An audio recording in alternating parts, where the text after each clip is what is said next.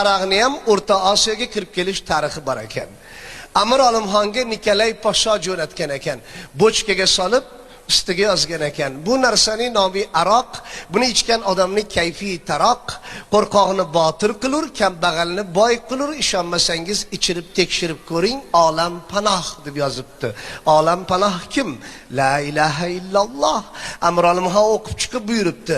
Saltanatimizdagi eng qo'rqoq bilan kambag'alni huzurimga tutib keltiringlar debdi. Eng qo'rqoq bilan kambag'alni tutib keltirishgan, ikkalalari dag' titrarimish, qaltirarimish, biz nima yomonlik qilgan ekanmiz Amir Olimxonga, biz nima gunoh qilgan ekanmiz, Xudojon o'zing asra deb tursa, Amir Olimxon buyuribdi, qani araqlardan quyinglar debdi.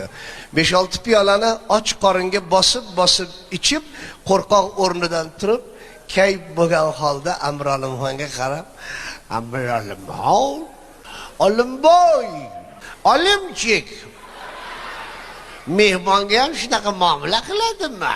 Eshitganmiz, haramizda kanizaylar ko'p deb.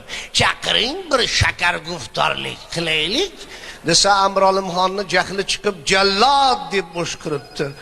Kambag'al o'rnidan turib, "Bo'yvocha. Bildik, byudjetingizda pul bor ekan, jallodga oylik to'lar ekansiz. Turishingiz necha pul? Hozir toji taxtingiz bilan qo'shib sotib olamiz sizni."